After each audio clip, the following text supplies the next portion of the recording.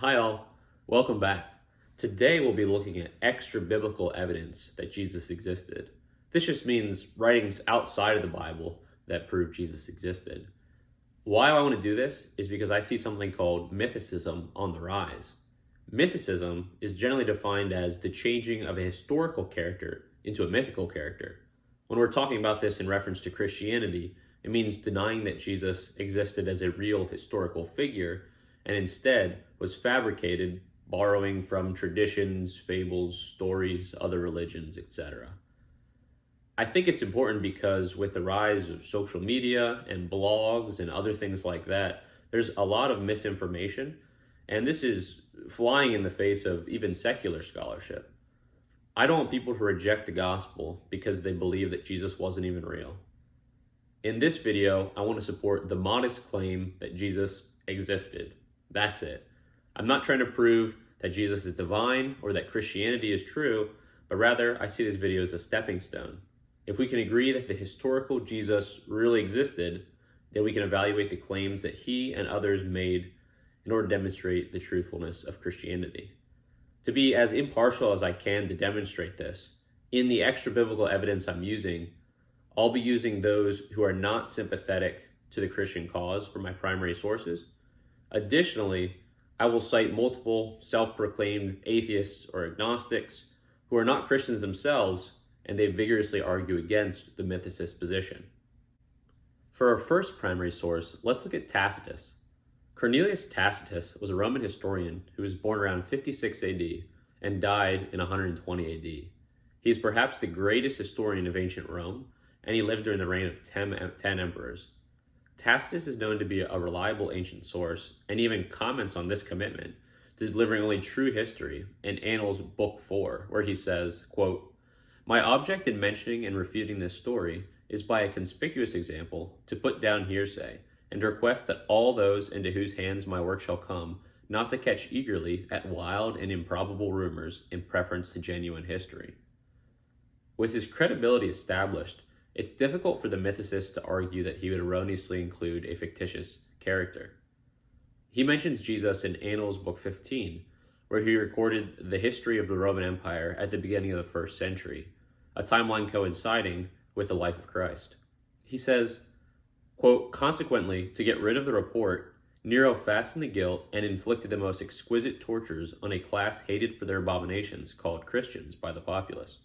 Christus, from whom the name had its origin, suffered the extreme penalty during the reign of Tiberius at the hands of one of our procurators, Pontius Pilatus, and a most mischievous superstition, thus checked for the moment, again broke out not only in Judea, the first source of the evil, but even in Rome, where all things hideous and shameful from every part of the world find their center and become popular." So what do we learn from Tacitus's report? We learn a couple key pieces of information. First, there was a group of religious people called Christians who followed after someone called Christ. Christ was crucified under Pontius Pilate, and Christianity began in Judea, or modern Israel. Additionally, since Tacitus included this to discuss the Great Fire of Rome, which took place in 64 AD, we know that Christ's life and the establishment of his followers should be before that. And again, this coincides with the timeline where Jesus' death was in the early 30s AD. It's also important to remember here that Tacitus is a hostile source who despised Christians and had no motivation to lie for their benefit. One more reason to trust Tacitus' source here is to listen to what Bart Ehrman, a well-known atheist and textual critic of early Christian sources, says. The following I'll read is a quote from Ehrman in a 2019 written interview with Christopher Klein that was eventually published to the History Channel website. Chris asked the question, "Why is Tacitus a reliable source for his mention of Christus and his execution by Pontius Pilate?" Ehrman answers, quote, "As a Roman historian, Tacitus did not have any Christian biases in his discussion of the persecution of Christians by Nero in 64 CE, as recounted in his multi-volume work, The Annals of Rome. He was reporting what was widely known, at least to those who knew anything about it. It seems unlikely that he had Christian sources of information for his account. He almost certainly was not interviewing Christians for this information. His account is an outsider who considers Christians to represent a foul and obnoxious superstition involving a crucified criminal. That means that just about everything he says coincides from a completely different point of view by a Roman author disdainful of Christians and their superstition with what the New Testament itself says. Jesus was executed by the governor of Judea, Pontius Pilate, for crimes against the state, and a religious movement of his followers sprang up in his wake. Tacitus, one of the world's greatest ancient historians and a detester of Christians, wrote about Jesus' death and the start of Christianity. This testimony corroborates the biblical account and is widely recognized even by secular scholars. For our second first-century writer, we'll look at Josephus. Flavius Josephus was born around 37 AD and died in 97 AD. He was Jewish and became a Pharisee at the age of 19 before moving to Rome to become the court historian for Emperor Vespasian. He has two recorded mentions of Jesus, both in his writings Antiquities of the Jews. Just like Tacitus, Josephus is not a Christian, which makes his two comments compelling evidence for Jesus' physical existence. The Testimonium Flavianum is the most famous early writing about Jesus, and the Arabic manuscript discovered in 1971 reads like this. Quote, "At this time, there was a wise man who was called Jesus. His conduct was good, and he was known to be virtuous, and many people from among the Jews and the other nations became his disciples. Pilate condemned him to be crucified and to die, but those who had become his disciples did not abandon his discipleship. They reported that he appeared to them 3 days after his crucifixion and that he was alive. Accordingly, he was perhaps the Messiah concerning whom the prophets have recounted wonders." Now, there's some debate about the authenticity of this passage. Without going into great detail, the version I read removes some phrases that most scholars believe were Christian interpolations or additions to the text. For example, the Greek text, instead of commenting that the disciples reported Jesus had appeared to them, goes one step further and says, quote, "For he appeared to them alive again the third day, as the divine prophets had foretold, these and 10,000 other wonderful things concerning him."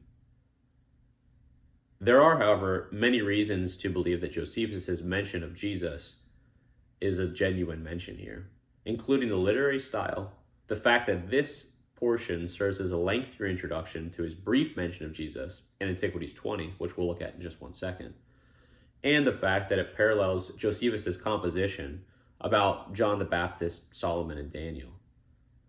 At a minimum, within the first century, we see a historical Jesus, a man of wisdom, followed by many disciples, who was crucified under Pilate and was claimed to be resurrected by his followers.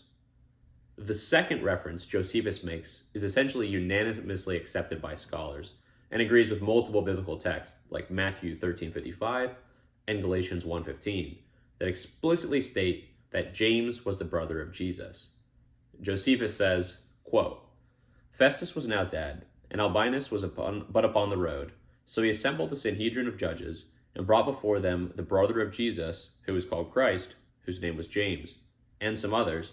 And when he had formed an accusation against them as breakers of the law, he delivered them to be stoned." An example of a non-Christian who believes Josephus' account gives evidence to Jesus' existence was the late Maurice Casey. Casey was Emeritus Professor of New Testament Languages and Literature at the University of Nottingham, and in his book, Jesus of Nazareth, in reference to the Testimonium Flavianum, he writes, quote, "Against people who still argue that Jesus was not a real historical figure, it is an important piece of non-Christian evidence that he was."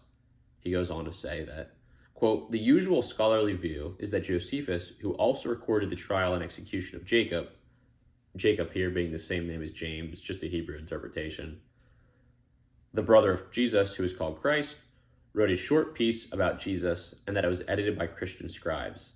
These scribes may have omitted things as well as added them. The importance of this passage is therefore basic." In summary, mythicism is the idea that Jesus was a mythical figure, not a real historical figure. By examining extra-biblical non-Christian sources like Tacitus and Josephus, we find accounts that align with the New Testament narratives and validate the real historical existence of a man called Jesus. Tacitus mentions Jesus' execution under Pontius Pilate, while Josephus echoes this and writes about Jesus in relation to his brother James. There are many other early non-Christian references to Jesus, such as Suetonius, Pliny the Younger, Marabar Serapium, Lucian of Samosata, and Celsus. So if you're interested, maybe I could do another video looking into some of these texts. At a minimum, it's safe to say there's an abundance of early attestation of Jesus' real historical existence. It's simply a question now of what do people say about Jesus and what does he say about himself. If you're curious about this, I'd encourage you to look into it, and hopefully you learned something new today. Thanks for watching.